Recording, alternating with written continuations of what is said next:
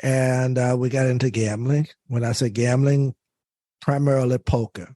And we played poker and we played poker until it became not just something that I liked doing, but I fell in love with it. And I went overboard. I lost everything I had during that 10 years. I had accumulated properties, got married, and I ended up losing all the properties that I accumulated. I lost my wife for 5 years, and I think I just lost it. I lost my focus. And so when you talk about how it happened to me, that's what happened. I just lost my focus and did something stupid and crazy. And I ended up going to the mental hospital. And from the mental hospital, 3 weeks, out on bond for about 6 months, and then serving 5 years in confinement in Ashland, Kentucky. Came out, tried to pull my life back together, and I think I did. I think I did an excellent job at it.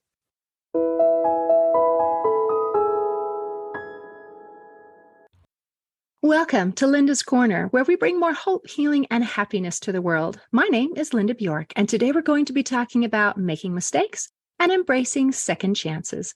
I'm delighted to welcome Dr. James W. Smith. Dr. James is a consultant, author, motivational speaker, former attorney, and retired pastor. You can learn more about Dr. James at his website, dealbyme.com, and I'll include a link in the show notes. Welcome, James. I'm so glad that you could join with me today. Well, thank you. I'm happy and glad to be with you today. This is really a thrill. Thank you. When we talk, just from the introduction, I mean, anyone who's listening can hear you are an articulate, intelligent, educated professional. So what I don't understand is how this intelligent, articulate professional, educated, committed armed robbery. I mean, that just seems so incongruent. What happened? Oh, I love the way you asked that. That was really, really interesting. Well, let me tell you this. I'm just an ordinary person. Grew up in a small town, a little village that I always say, actually, when you enter it, you're leaving it. That's the way I always refer to it. Went to school in this little small village, graduated, went off to college, decided I wanted to go to law school, went to law school, came out, started practicing law at an early age. I was, as a matter of fact, the first and only African-American lawyer to practice in my hometown. I was the youngest African-American lawyer practicing in the state of North Carolina at that time. I was 26 years of age, thought I had kind of arrived, a little cocky and all of that. And I got with some other folk who were actually professionals, much older than I was. And we got into gambling. When I say gambling, primarily poker. And we played poker and we played poker until it became not just something that I liked doing, but I fell in love with it. And I went overboard. I lost everything I had during that 10 years. I had accumulated properties, got married, and I ended up losing all the properties that I accumulated. I lost my wife for 5 years, and I think I just lost it. I lost my focus.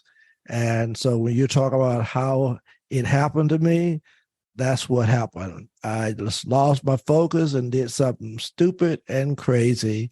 And I ended up going to the mental hospital. And from the mental hospital, 3 weeks, out on bond for about 6 months, and then serving 5 years in confinement in Ashland, Kentucky. Came out, tried to pull my life back together, and I think I did. I think I did an excellent job at it. Went to school, received my Master of Divinity, eventually getting my Doctor of Ministry. Was called to pastor a church. Just retired in December, 2 months short of 33 years at the same church. I knew I was going to retire. I wanted to continue my ministry. And so I decided that I would start a podcast. Did a podcast about maybe 4 or 5 months before retiring. So I've been doing it now for probably about 7 or 8 months. Already, the one I did just before we came on was my 91st podcast. Wow. So I'm doing beautiful. I love it. I also do church conflict work. I'm a consultant, so my life is full, and I've enjoyed it. So that's what happened to me. I have no excuse.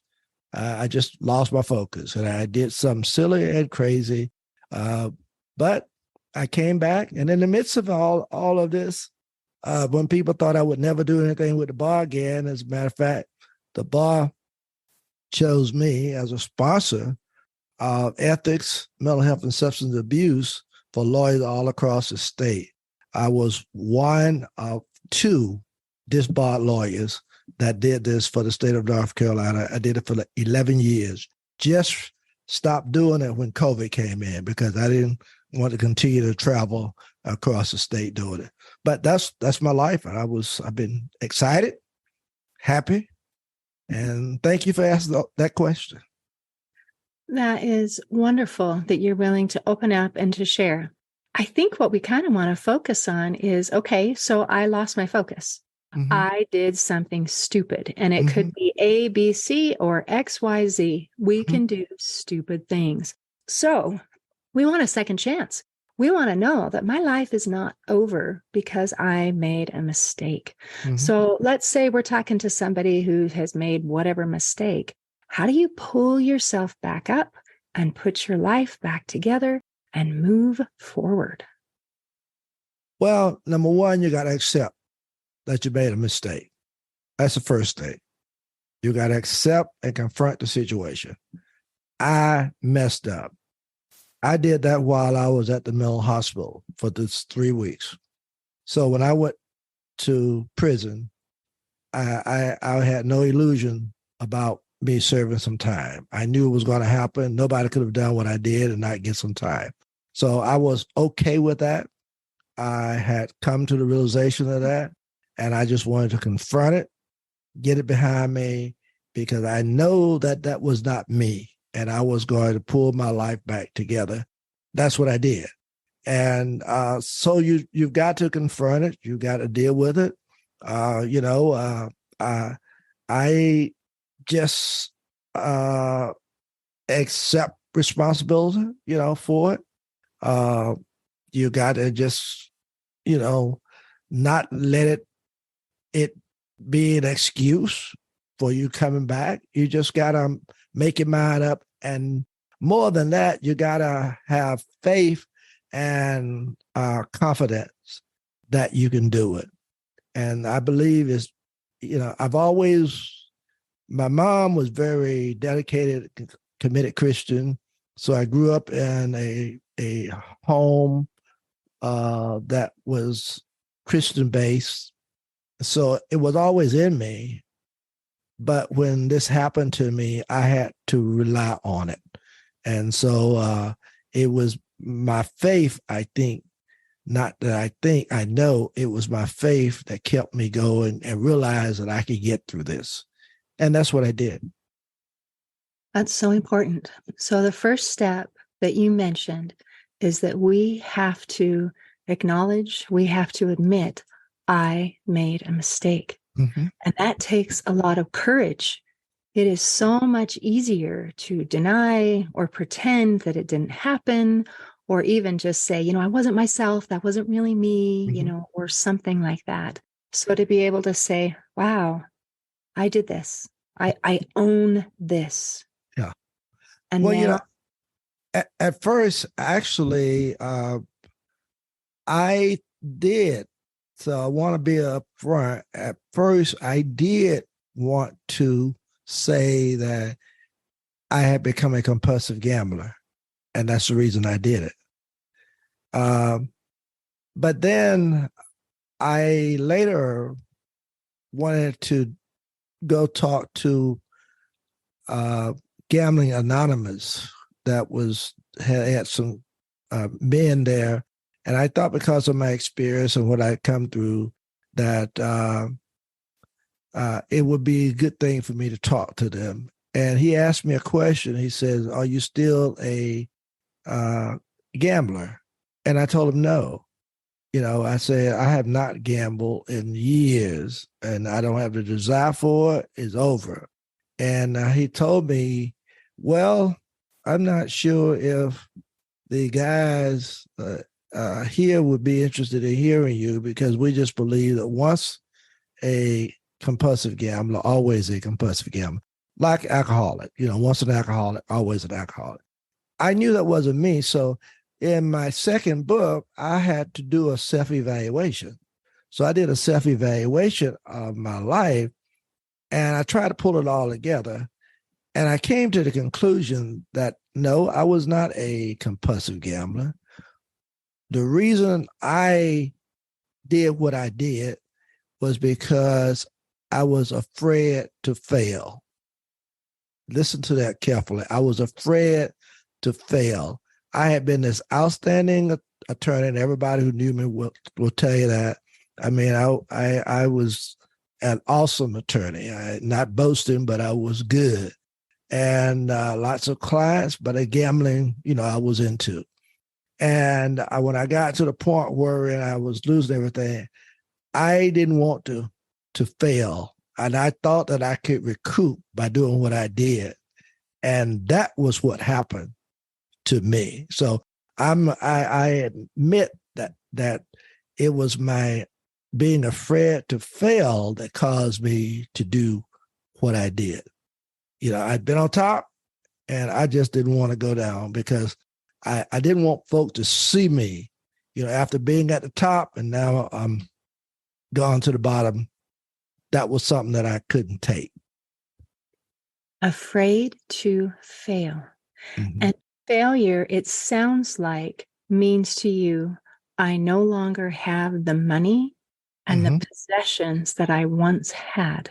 That's exactly. If I don't have money and possessions, that means I am a failure. Mm-hmm. That is my definition of success. Mm-hmm. So to recoup money, Mm-hmm. so I can buy more possessions, I'll just knock over a bank, Mm-hmm. and then I will have money, and then I will look like a success.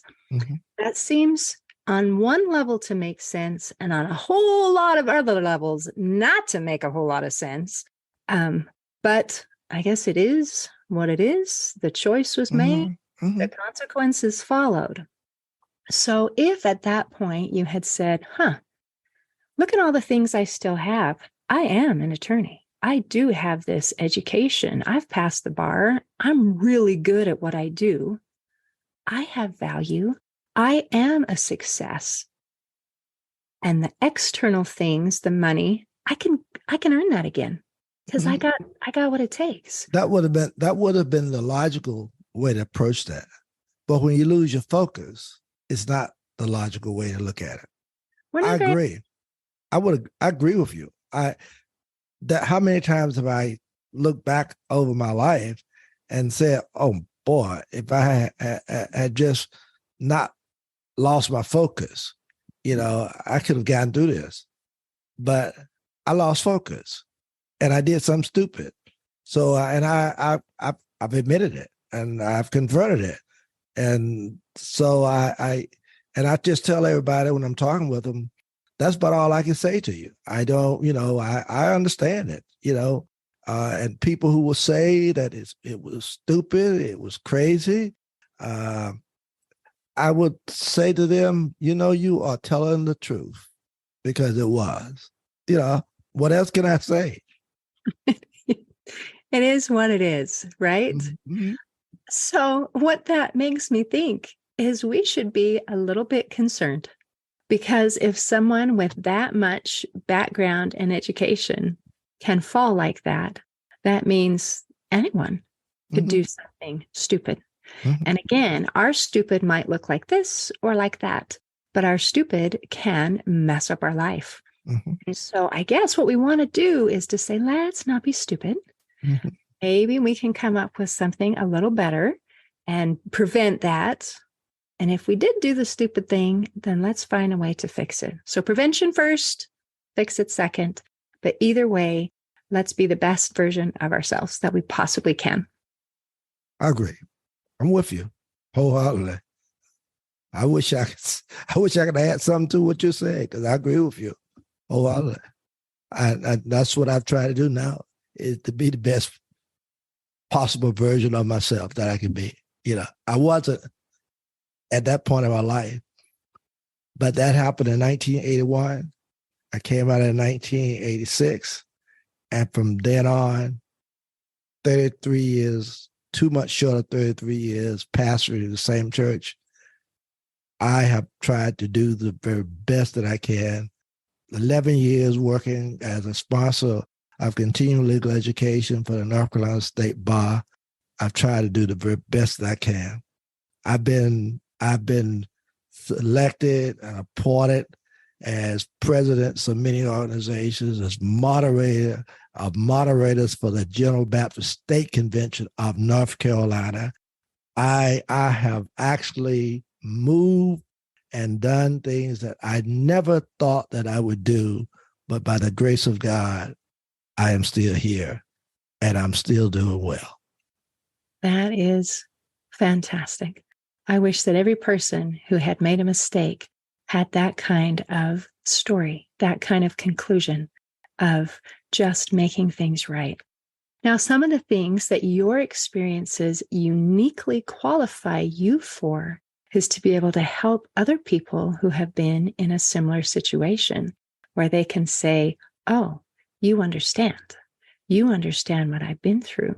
And I think, and I'd love for you to kind of elaborate on this, what good things have come from this? Because I think good things can come from all of our circumstances. So how has this or anything from this been a benefit to other people? Well, let me say this to you. When I first came out, I became involved with prison fellowship ministry. I've done workshops in prisons, not just in North Carolina, but in other states. I did workshop out in Kansas. I've done workshops on death row here in North Carolina. I worked as 5 years in the Federal Correctional Institution here in Butner, going in every week, doing a class on my book. My book, it was entitled Deal by Me, and I had a workbook with that book that we went through and did it at the Federal Correctional Institution right here in North Carolina. I've been called by chaplains at the institutions to come in and share. I've gone and done ministry doing my pastorate at the prisons and institutions. I've been called as chaplains to come to other institutions where chaplains were involved to just talk with inmates. And of course, now that I am retired, I decided I wanted to do podcasting. And my podcast is about encouraging, inspiring, and transforming. And of course, when I'm called to do anything, I still do it. I do some church conflict resolution work. I do seminars. If persons call me, I'm an inspirational speaker. I don't mind sharing my story with anybody. When I go to preach, my wife would tell you, people, I don't try to hide anything. I let them know, look, where I've been. And if the Lord can do it for me, he can do it for you too, no matter what you've been through. That's the way I carry myself. So I'm not, it's not that I've just tried to hide everything in the background and say nothing, all that's gone. No, I lift it up because I think lifting it up helps other people along the way. That is absolutely beautiful. Well done. And I love encouraging, inspiring, and transforming. That is what I am about as well. So if someone reads this book and they do this worksheet, what kinds of things are they going to learn? Well, the book that I took into the prison was more or less about what they can learn while in prison, how they could carry themselves and make sure they don't get involved with this or that and come out to be a better person. That's what the workbook was about.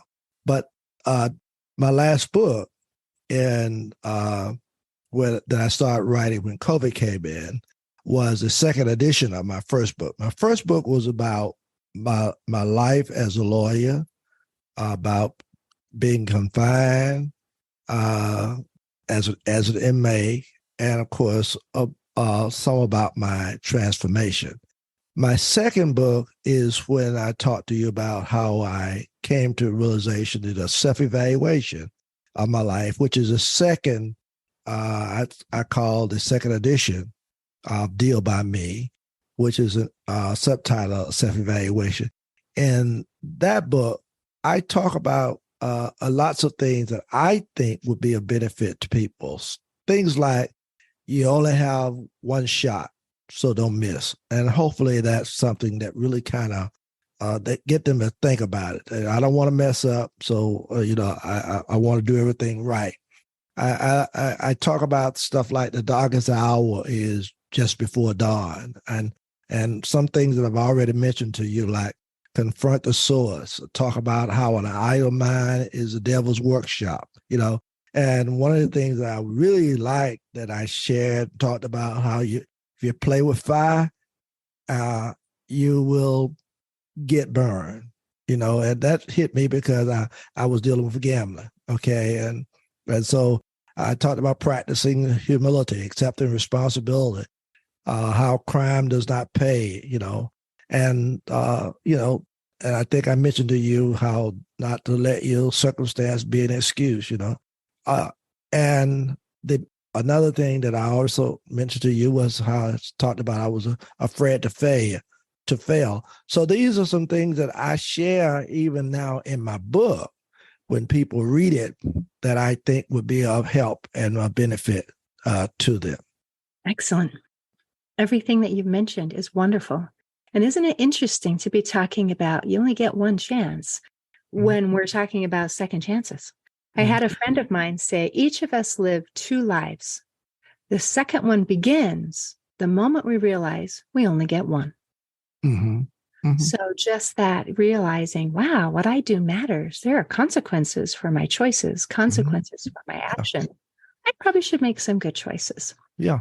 Another thing that you've mentioned several times, you started with faith, and it was having this faith at the end that made all the difference, that you knew that you could transform, that you could be a new person. So I would love for you to share a little bit about your beliefs about how faith and how our belief makes it so that we know and have confidence that I'm okay. Even though I've made a mistake, I am okay and I have value. Well, my belief in and my faith teaches me that we can be forgiven. And so if my faith teaches me that we can be forgiven, then that's one thing I can always hang on, because I messed up, yeah, but because I know that there is somebody who is forgiving, and that I can grab hold of that and say, Lord, I messed up. I shouldn't have done what I did. But I know now that I'm on a different track. I've made this transformation. I've turned my life around, and I know that you have forgiven me. That in itself to me is very powerful. And when faith can kick in like that, then you don't have to worry about it. you can go, go head on, and it doesn't bother you what people say. It doesn't bother you to share it. And you move forward. That's the good thing about it for me, because I knew that I was forgiven, and to know that, really helped me to move forward. Because if I didn't know that and felt that, then I'm wondering, what good is all of this going to be to me?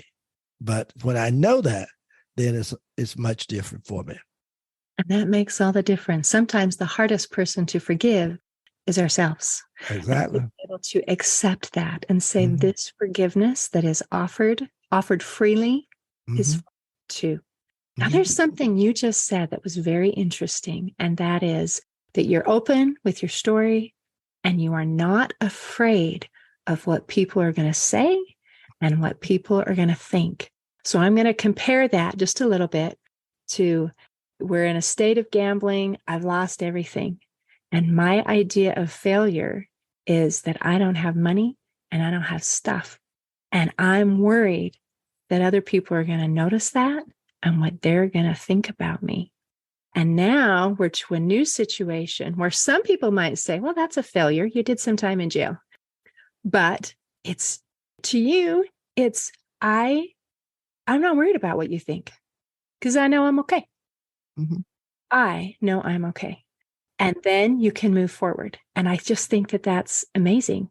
You obviously have had a tremendous amount of growth in believing in yourself and your worth and your value in a very untraditional trajectory, but well done. Thank you. I appreciate it. Is there anything else you want to make sure that we cover before we close today? No, I would like to just make certain that people know that I am in the podcasting business, and that to grab listen to some of my podcasts, Deal by Me podcast. Of course, I do have books, and of course, they can get all that from my website. So these are some things that I would like for individuals to know, and that's about it. I'm very comfortable with who I am and where I am, and whose I am. Ooh, and whose I am. That is a nice conclusion. So I will make sure to have the link to your website so that people who are interested in your podcast and your books and all of your things are able to contact you. Thanks again for visiting with me today. Appreciate it. Thank you. Thank you very much. In closing, I like to share a quote by Rick Price. He said, "Every moment of your life is a second chance." If any of our listeners are not happy with who and what you currently are, I invite you to embrace the opportunity of a second chance. See you next time on Linda's Corner. Thanks for listening. Please share and subscribe to help us reach new listeners. And if you'd like to heal your life from the inside out, there is a free video series at hopeforhealingfoundation.org. Just click on the free stuff tab. I also invite you to grab a copy of one of my books, like Crushed, A Journey Through Depression, and You Got This, an action plan to calm fear, anxiety, worry, and stress. See you next time on Linda's Corner.